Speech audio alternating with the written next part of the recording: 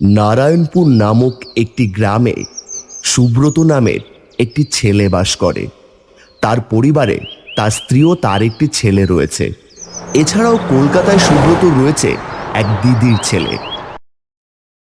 একদিন সকালবেলা ঘুম থেকে উঠে সুব্রতর বাড়ির সামনে সাইকেল নিয়ে কে যেন বেল দিতে থাকলো।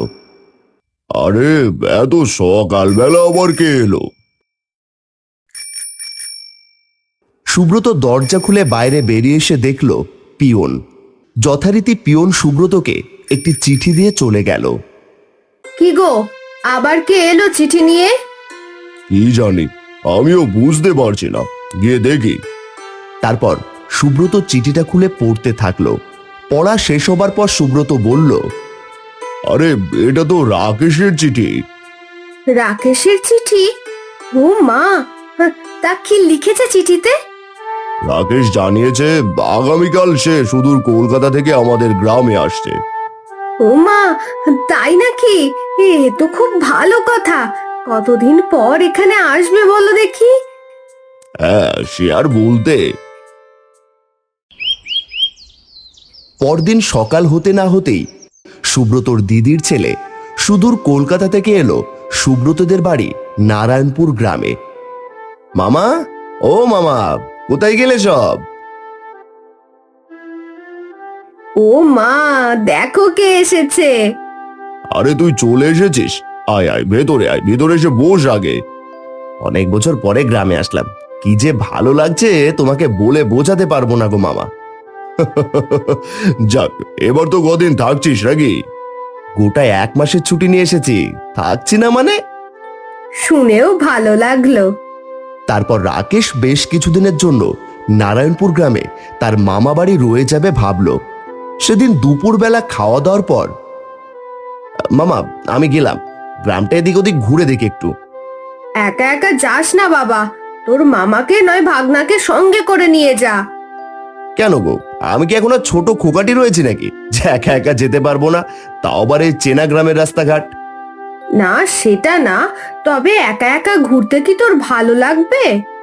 হ্যাঁ, খুব ভালো লাগবে। কলকাতাতে তো আমি একাই থাকি, তুমি এত চিন্তা করো না, আমি আসলাম এখন। আর শোনো, আমার আজ থেকে কিন্তু সন্ধে হয়ে যেতে পারে, আর তোমরা চিন্তা করো না কেউ। ঠিক আছে, তবে বেশি সন্ধ্যা বা রাত করিস না যেন। আচ্ছা ঠিক আছে, আচ্ছা আমি এলাম এখন তবে। তারপর রাকেশ নিজের মনে গ্রামের অলিগলি পথের মাটির রাস্তা ধরে এগিয়ে যেতে থাকলো।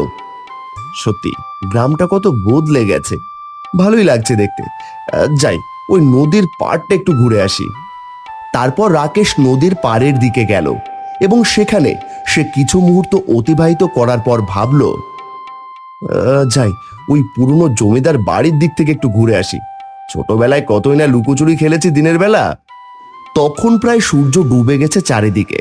লোকজন তাদের মাঠ থেকে বাড়ির দিকে রওনা হয়েছে। আশেপাশে সেরকম লোকজন দেখতে পাচ্ছে না রাকেশ। চারিদিকে তো একেবারে জংলি গাছপালায় ভরে উঠেছে, মনে হচ্ছে বহুদিন এখানে কেউ আসে না। তারপর ধীরে ধীরে রাকেশ জমিদার বাড়ির দিকে গেল। সেই বাড়ির দিকে এগোতেই রাকেশ দেখতে পেল বাড়িটার অবস্থা আরো অবনতি ঘটেছে। ইস, কি অবস্থা হয়েছে বাড়িটার, মনে হয় কোনো পরিচর্যাই হয় না। ঠিক এমন সময় রাকেশ দেখতে পেল জমিদার বাড়ির দরজাটা হাঁ করে খোলা রয়েছে। এই দৃশ্য দেখে রাকেশ একটু চমকে যায়। কি ব্যাপার, জমিদার বাড়ির দরজা এরকম খোলা কেন? তবে কি ভেতরে কেউ আছে নাকি? ঠিক এমন সময় রাকেশ ভেতর থেকে শুনতে পেল একটা মানুষের কাশির শব্দ। মনে হলো কোনো কাশির শব্দ শুনতে পেলাম, তবে কি ভেতরে সত্যি কেউ আছে? একবার গিয়ে দেখব। রাকেশ অনেকক্ষণ ভাবল সে যাবে কি যাবে না। তারপর অবশেষে সে সিদ্ধান্ত নিল সে একবার ভেতরে গিয়ে দেখবে। না, একবার ভেতরটা গিয়ে দেখি ব্যাপারটা কি। তারপর সেই অন্ধকারের ভেতর রাকেশ ভয়ঙ্কর পুরনো সেই জমিদার বাড়ির ভেতর প্রবেশ করল।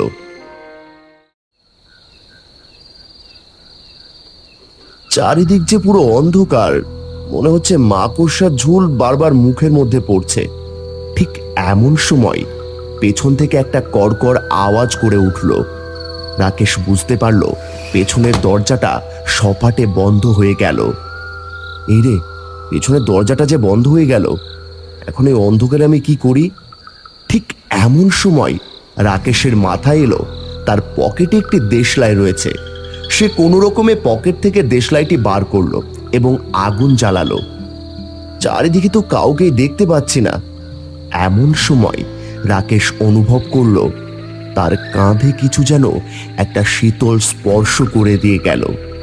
কে? কি হলো? রাকেশ এদিক ওদিক তাকিয়ে কাউকে দেখতে পেল না। এবার রাকেশের প্রাণটা যেন একটু কেঁপে উঠল। হঠাৎ রাকেশ সামনের দিকে তাকিয়ে দেখতে পেল একটা ভয়ঙ্কর চেহারা জিন দাঁড়িয়ে রয়েছে তার সামনে। জিনটি বিশাল আকারের, তার চেহারা বীভৎস, মুখে অজস্র ক্ষত, চোখ পুরো সাদা অংশে আবৃত। সেই দৃশ্য দেখে রাকেশ চিৎকার করে উঠল, না, কে তুমি? তোকে তোকে আজ আমি শেষ করব। তুই এখানে কেন এসেছিস? তুমি আমায় কিছু করো না, ছেড়ে দাও আমাকে।